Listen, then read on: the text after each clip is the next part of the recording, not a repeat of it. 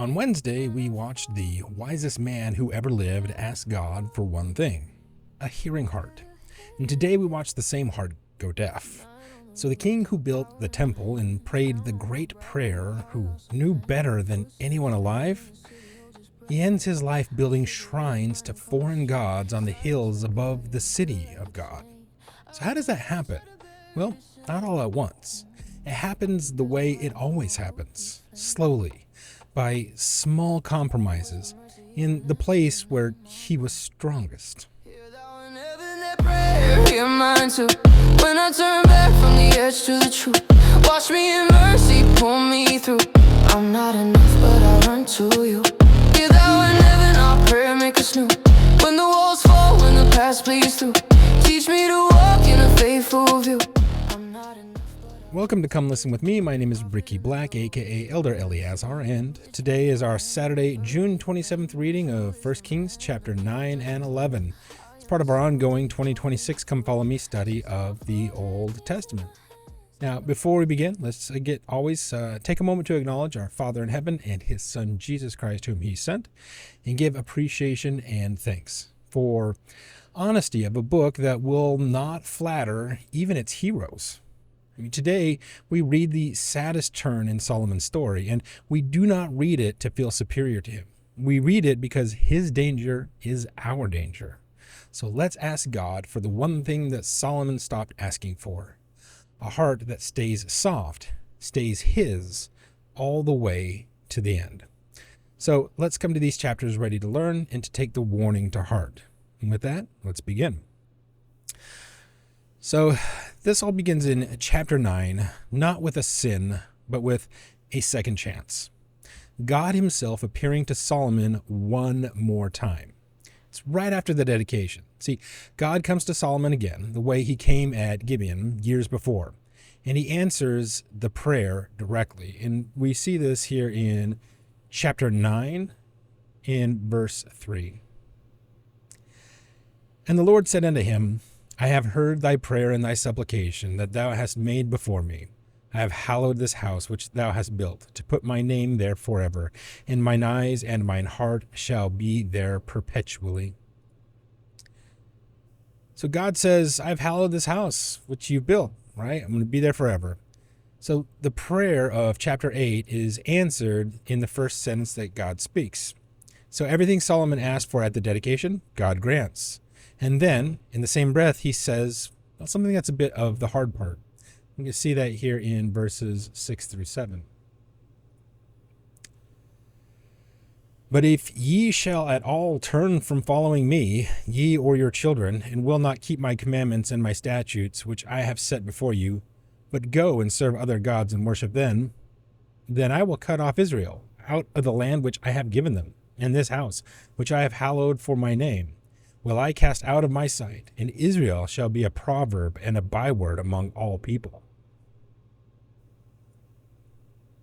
So that's the conditional, right? Now God spoken by directly, face to face.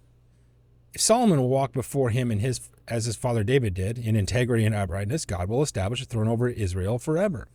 But, and this is the long, terrible part we just read, if your children turn away from following me and go serve other gods, I'll just cut them all off, out of the land.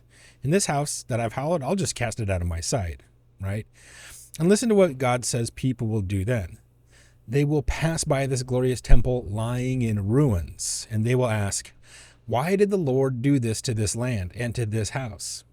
And the answer will come back, because they forsook the Lord their God. Every blessing in Solomon's life has carried that conditional if inside of it. The wisdom, the throne, the temple, the lengthened days of his life. All of it rests on one condition. Keep walking with God. Solomon could not have been better warned, and we're about to watch him do the very thing he was warned against. Now, chapter 11 opens with a single sentence that will now turn the story, and it's almost quiet about it, so you don't want to miss it. It's really right here at the beginning here. Chapter 11 in verses 1 and 2. But King Solomon loved many strange women, together with the daughter of Pharaoh, women of the Moabites, Ammonites, Edomites, Zidonians, and Hittites.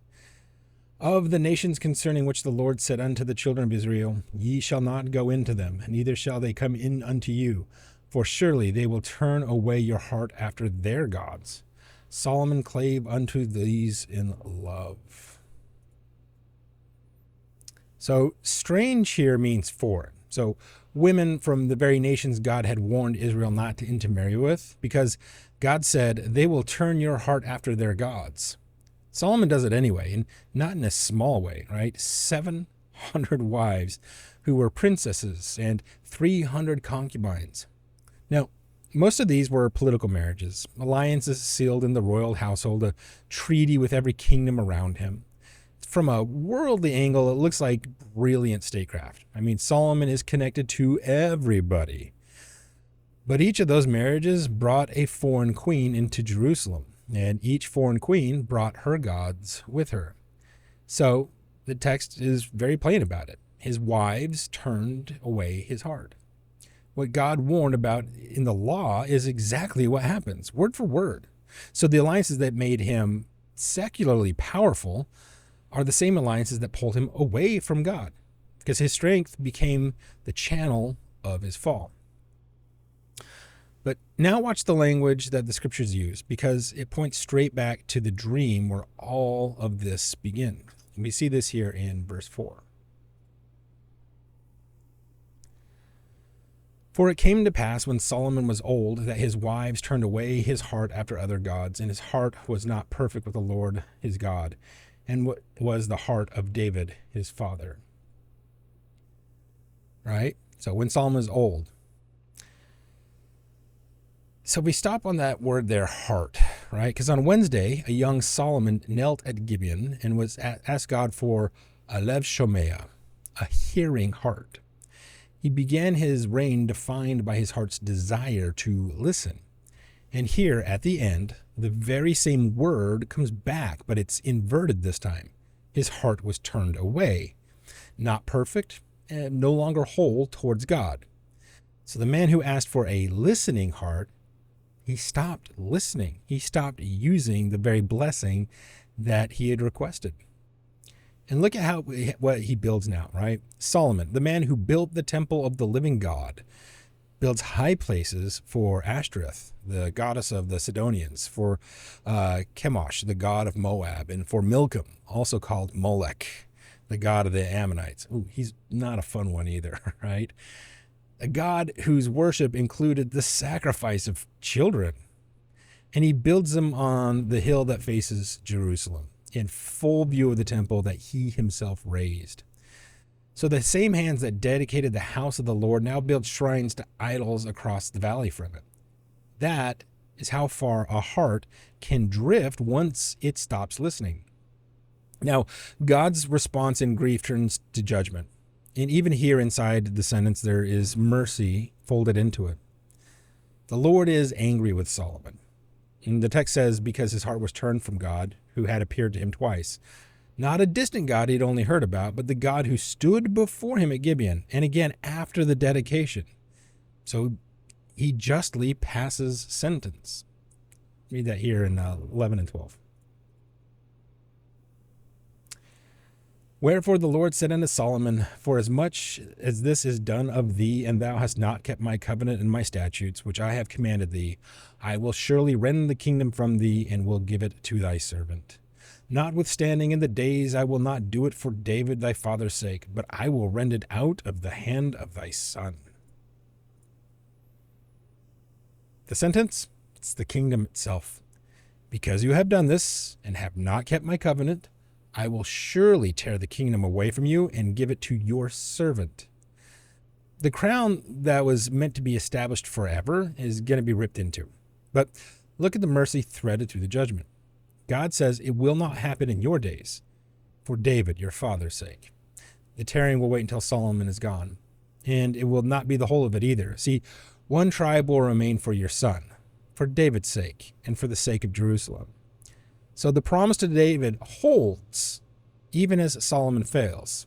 So the sin has real permanent consequences. The United Kingdom will never exist again after this generation. And at the same time, God refuses to let the failure of the Son erase the covenant he made with the Father. So judgment and mercy all in the same sentence. And we stood here before this week, right? In front of David and a prophet named Nathan. It's the same thing. So the rest of the chapter shows the sentence beginning to become true, right? Even while Solomon still sits on the throne.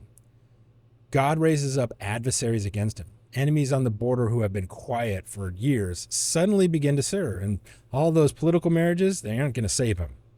And then the decisive one, a capable young official named Jeroboam. As Jeroboam is leaving the city, the prophet Ahijah meets him on the road wearing a new cloak, takes it off, and he tears it into 12 pieces. And then he hands 10 of them to Jeroboam. See that here, verse 31. And he said to Jeroboam, take thee 10 pieces, for thus saith the Lord, the God of Israel, behold, I will rend the kingdom out of the hand of Solomon, and will give 10 tribes to thee. So 10 tribes torn from the house of Solomon, handed to a servant, because Solomon's house has forsaken God and bound to Ashtaroth and Chemosh and Milcom. 1 tribe will stay with Solomon's son. The prophet says, for David's sake and for the city God chose. So the split is no longer a threat hanging over the future. It is now a prophecy with names attached directly to it. Let's continue here in verse 43. And Solomon slept with his fathers and was buried in the city of David his father, and Rehoboam his son reigned in his stead. Okay. So the reign ends. 40 years Solomon reigned in Jerusalem over all Israel, and then he slept with his fathers and was buried in the city of David, his father, and his son reigned in his place, Rehoboam. That's the whole obituary, right? So the wisest and most celebrated king in Israel that they ever had, and the text lays him in the ground in a single quiet verse, with the kingdom already cracking under his son's feet. And next week, the crack, it's going to become a wide canyon, right? The kingdom splits in two, and it never comes back together. I mean, the man who began asking for a hearing heart ended by building altars to foreign gods. Everything God gave him was real. And the one thing God asked of him, keep your heart, is the one thing that he couldn't. Not just in the end, he couldn't hold on to it. Anyway, that's all of our reading for today and for the week. Right, we wrapped up another week here. But before we go out on the week, I do have a question for today's comments, and it is the one that this whole week's been finally building towards. Solomon did not fall in a day. He turned his heart slowly through 1,000 small accommodations until the man who built the temple was building shrines across the valley of it. So here's what I would like to know from you. What do you think keeps a heart soft towards God over an entire lifetime? Like, how does one truly endure to the end? And not how well we started, right? Solomon started better than any of us, but how we keep our hearts, his, all the way to the very end. So bring me your honest thinking, your insights, your thoughts on this. This is a conversation that I think actually matters most. I'm looking forward to having it with all of you. So again, let me know in the comments. Now again, the full reading guide, I know it's the last video of the week for this week, but it's still linked below if you want to go back and check the day-by-day notes, the word banks, or the discussion questions that you can gather around on your next Sunday school class to help, right? And if you've been reading along with us all week, right, pull the guide down for me, one more time on Sunday, take it with you, and see how it helps. Now, tomorrow is a discussion day, right? So no new chapters, just working back through the week together. And then we're also going to be having the preview of the week to come, right? Because it's Sunday. And as a reminder, the song of this week has been Here Thou in Heaven. It's still linked below. It's on YouTube. It's everywhere that you stream music. Its final churn is this very chapter, right? The hearing heart gone quiet, and the hope underneath it all that if we pray toward home, he will still hear us in heaven. Anyway, that's all I have for you today. See you back here tomorrow for the Sunday preview. And until then, as always, I appreciate you all and thank you for choosing to spend some of your precious time to come listen with me.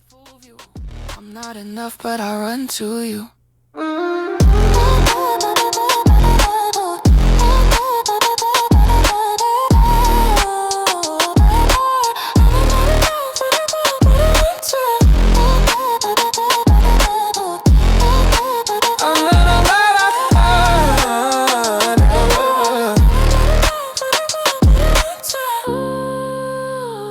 If we pray to home, you will hear in heaven.